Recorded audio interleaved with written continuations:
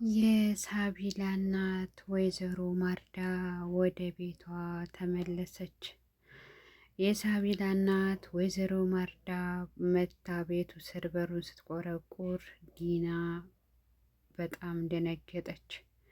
ማን ነው የሚቆረቁረው በዚህ ሰዓት? ደሞ አንቺ ምንድነሽ? ብላ ከፈተችላት። እንግዲህ ሳቢላ የልዩ አክስት አባዬ በጣም ታሳዝናለች፣ ልዩ አክስት አላት እንዴ ብላ ጠየቀችው። እሱም እረ ኒንጃ እኔ ማን ነገረሽ አላት። ሳቢላና አባቷ ቁጭ ብለው በአልጋ ስር እያወሩ እያለ ዲና እያማችሁኝ ነው እንዴ ብላ ጠሰስ ብላ ገባች። ዲና እንግዲህ ሳቢላን እያባበለችና ሳቢላን ጥሩ አድርጋ ለመያዝ እያስመሰለችና እየሞከረች ነው።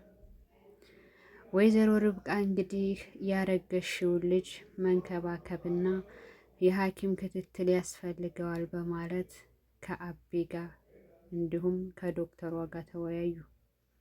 ዲናም አባቴ ግዴታ እኮ ሆስፒታል መሄድ የለብኝም፣ የተዋጣላትና ባለሙያ ዶክተር ርብቃ ቤታችን አለች አለችው። ዶክተር ርብቃም እንግዲህ የቻልኩትን እሞክራለሁ፣ ነገር ግን በመሳሪያ መታየት አለብሽና ስፔሻል የሆነ ሆስፒታል ሂደሽ በስነስርዓት ጽንሱን መታየት አለብሽ አለቻት። ዲና የሆዷን በሆዷ አርጋ እኔ እኮ ነገሮችን ለማረጋጋት ነው እንጂ እርግዝና የለኝም እያለች ሆዷን በሆዷ አርጋ እሺ እሄዳለሁ፣ መሄድም ካለብኝ እኔ ራሴ አለችው። አቢም እንግዲህ አረ በጭራሽ ልጅ አይደለም እንዴ የግዴታ አብረን ነው መሄድ ያለብን በማለትም ተስማሙ።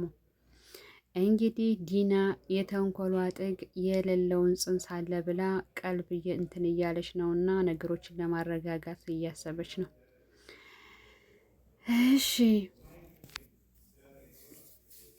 ልዩ እንግዲህ በጣም እየተርበተበተች እና ሳቢላን ይዛት ተመልሳ ዲና ስታገኛቸው የት ሄዳችሁ ነው ስትላት የልዩን አክስት ልናያት በማለትም ሳቢላ ነገረቻት። ዲና ደግሞ ከየት የመጣች አክስት ናት? አክስታለሽ እንደዚህ በማለትም ተኮሳትራ እያመነታች ተናገረቻት። ልዩም አይ ለሕክምና መታ ነበር ከገጠር በማለትም መለሰችላት። ሳቢላም እንግዲህ የልዩ አክስት በጣም እንደምታሳዝንና ስሟ ደግሞ በጣም ነው የምታሳዝነው፣ ሰው ተወዳለች በማለትም ለአባቷ እንደጀመረችለት ዲና ከቸቻለች። እንግዲህ የዲና ባልተብየው እሱ እንግዲህ ከእሷ ጋር እየተጨቃጨቀ ነው ያለው። ማርኮን እዚህ አጣብቂኝ ውስጥ የገባሁት እኮ ለእኔ ብቻ አይደለም፣ የሁለታችንን የትዳር መስመርና ሁለታችንን ነገሮች ለማመቻቸት ነው። ስለ ምንድን ነው የሚያፈዝህ እያለች እየተስለበለበችና እየተናደፈች ማርኮን እየተናገረችው ነው። እንግዲህ አዎ አውቃለሁ እሱንማ አላት። አይ ችላ ብልሃል አለችው።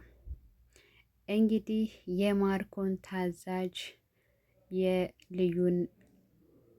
የልዩን እህት ያገተው በፍቅር እያማለለችው ነው። ወንድየው ምን ይመስልሃል? እዚህ ክላስ እኮ የእናንተ ብቻ ነን። ለምን ምንም አላሰብክም? እኔ ግን የሆነ ነገር እያሰብኩ ነው በማለትም በፍቅር መልክ እያባበለች እና በፍቅር እያየችው እጇን ከፈታለት በኋላ መሽኛውን ብላ ስትለው በቂጡ ቁጭ አለ። እሷም ያጣብቂኝ ያራውጭኝ ወታ እግር አውጪ ብላ በፍጥነትና በሩጫ የታገተችበትን ክላስ ለቃ ወጣች። ማርኮን ይቀጠቅጣል፣ ይደውላል። አጋቹ ተመቶ መዘረሩን አላወቀም።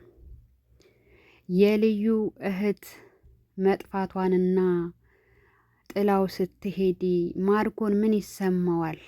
ልዩ የምትፈልገውን ሁሉ አደረግኩልህ አይደል? እህቴ ልቅቃት በማለትም ማርኮንን አናገረችው። ማርኮንም እንዴት ነው የሚያደርግሽ? እባክሽ ሀንቄ ነው ሲጥ ማረግሽ ብሎ ጉሮሮዋን ይዞ አንቆ ጣላት። እንግዲህ ልዩ ሙልጭ ጋ ደወለችና ሙልጭዬ እንዴት ነህ በማለትም ልታዋራው ብትሞክርም እባክሽ ተይኝ፣ አንቺ ራስ ወዳድ ነሽ፣ ለሰው አታስቢም፣ ችግር ሲገጥምሽ ብቻ ነው ወዴን የምትደውይውና ትዝ እምልሽ በማለትም ሙልጭ አናገራት። ምክንያቱም ሙልጭ በጣም የሚወዳትና የሚያፈቅራት አፍቃሪዋ ልዩ ግን ችግር ሲገጥማትና በምትፈልግ ሰዓት እንደምትደውልለት ነው የተሰማው። ልዩም አረ ሙልጭ እንደዛ አይደለም ብላ ልታስረዳው ብትሞክርም ሙልጭ ግን ፈቃደኛ አልነበረም።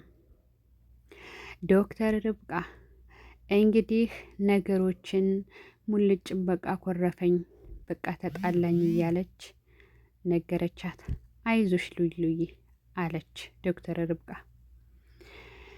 እንግዲህ ማርኮን ቤቱን የሚገዛ ሰው አግኝቶ በራሱ አጭበርብሮ አቤን ከጨዋታ ውጭ ሊያደርገው አስቦ ነበር። ነገር ግን አቤ የሚገዛውና ቤቱን የሚገዛው ሰውዬ አግኝቶ ደወለለት። ማርኮን እንግዲህ ቤቱን የሚገዛ ሰው አገኘን ሲለው ማርኮን ግን እንቅ አርጎ ሲጥ ቢያደርገው አብርሃምን ደስ ይለዋል። ምክንያቱም ማርኮን በራሱ መንገድ ሽጦ ብሩን ተሸክሞ ለመጥፋት ነው እቅዱና አላማው። አቶ አብርሃም አልነቃም፣ ገና ነው። በጣም ትሁትና ለሰዎች ቅን አሳቢ ቢሆንም ዲናና ማርኮን ግን እየጥባ ጥቤ እየተጋገዙ እየተጫወቱበት ነው። አያለመገናኘት እንዴት ያስጠላል! እንዴት ነው የሚያስጠላው! በባልና በሚስት ጨዋታ። እንደዚሁም ደግሞ ዲናና ማርኮን አብርሃምን ተጥቅም ውጭ አድርገው ገንዘብ ይዘው ለመሄድ ነው አላማቸው። እንግዲህ ነገሮች እንደዚህ እያሉ ሲቀጥሉ ዲናም እያስመሰለች ያልተረገዘ ልጅ አለኝ እርጉዝ ነኝ በማለት እያታለለችው ነው አቶ አብርሃምን።